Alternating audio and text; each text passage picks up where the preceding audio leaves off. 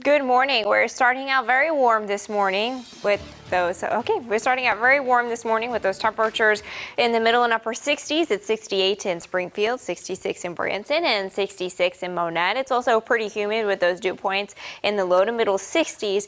So that's a very sticky and muggy feel out there this morning, and it's going to continue to feel humid through the afternoon with those dew points only climbing, and we'll have a very humid air mass around through the day today. Temperatures in the middle 80s. We're looking at a very high UV index, a couple of clouds, and 82 degrees by 3 o'clock. We'll fuel some strong and severe storms by the late evening and overnight. Those storms set up to the north and west first, come through the Ozarks overnight in that slight risk of severe weather. Golf ball size hail, 70-mile-per-hour winds, isolated tornadoes, and flooding will all be threats. And again, that timing is going to be mainly on the overnight time frame.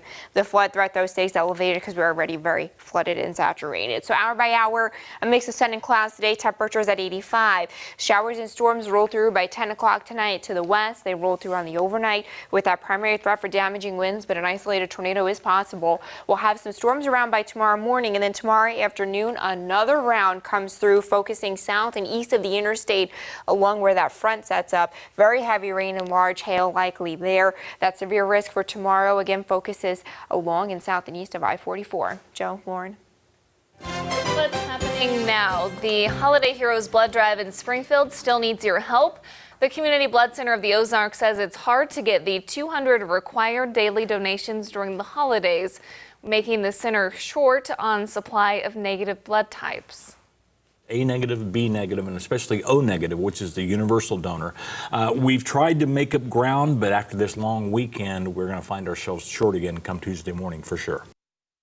So if you could not make it this weekend, you can still donate today. You also have a chance to get extra rewards, including gift cards, movie passes, even a chance to win a $5,000 vacation voucher. For some more details, as well as the Blood Center's hours, go to cbco.org.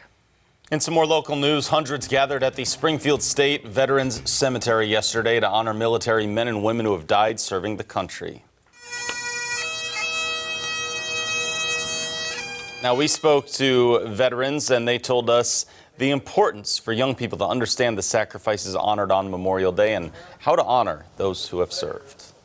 Freedom, liberty. You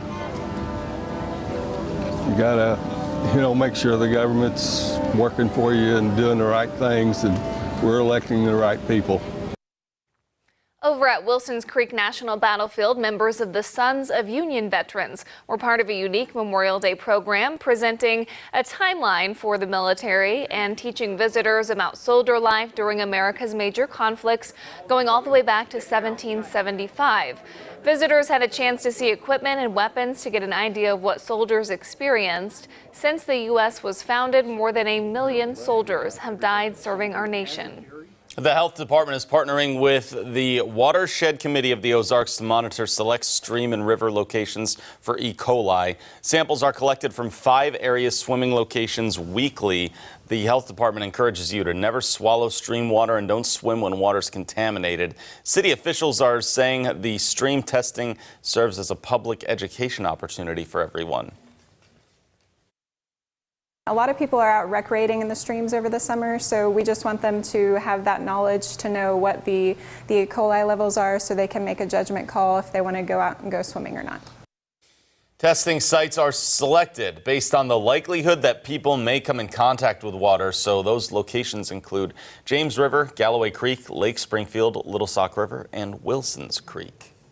We also have a Traffic Tuesday to bring you. Missouri motorists might be familiar with the term diverging diamond, as those intersections started popping up here about 10 years ago. Yeah, with summer almost here as well, out-of-towners are going to start making their way to the Ozarks, so a diverging diamond refresher is always welcomed. Hannah Zettel joins us in studio this morning with this week's Traffic Tuesday tip.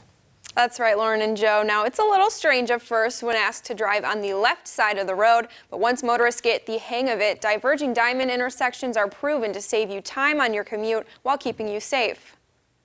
Springfield is known around the country for many things, including installing the nation's first diverging diamond interchange. Those are the kind of interchanges that you're going to come to and you're going to cross over to the other side and almost drive on the wrong side of the road. The ideal setting for the diverging diamond is an interchange with heavy left turn traffic onto a highway that could be dangerous during rush hour. So where we've got a lot of left turning traffic rather than the through traffic on that arterial street, it really helps to increase the capacity, and so that way we're able to get more cars through. Traditional diamonds leave room for 30 conflict points, while the diverging diamond cuts that down to 18.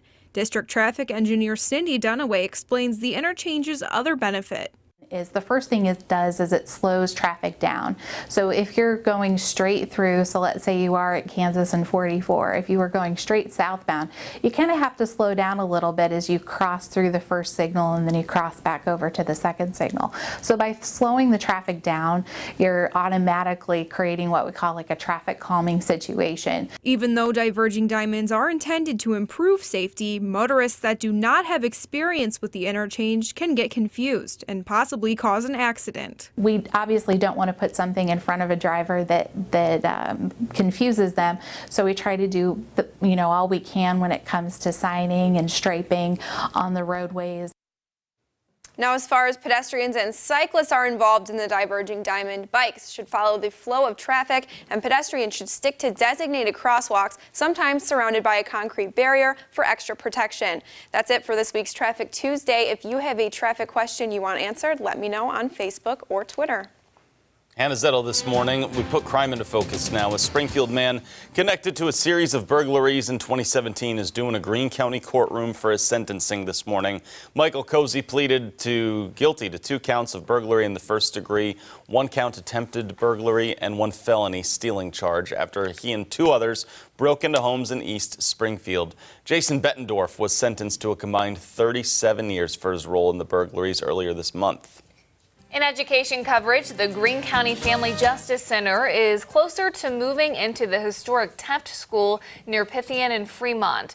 The news leader reports Springfield Public Schools voted last week to make Teft a surplus property, which opens it up to being sold.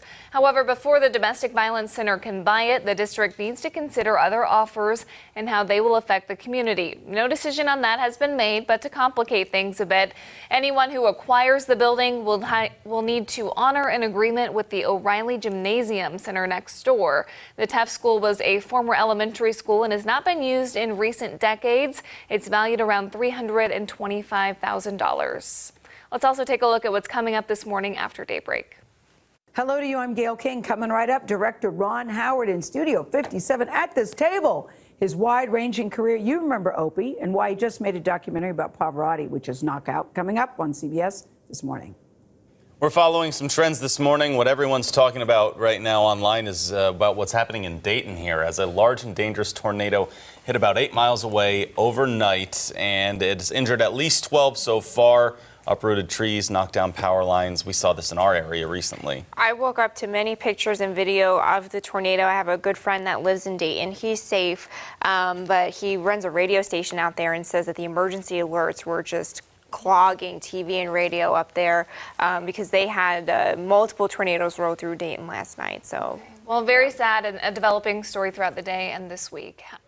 Seems like we're finally getting a little bit of a break, at least for now. This afternoon, for sure, we'll have some sunshine and temperatures warm and muggy in the 80s. Storms, though, do arrive again on the overnight with a severe threat that does include an isolated tornado. Another round of showers and storms tomorrow before we finally are a little bit more quiet.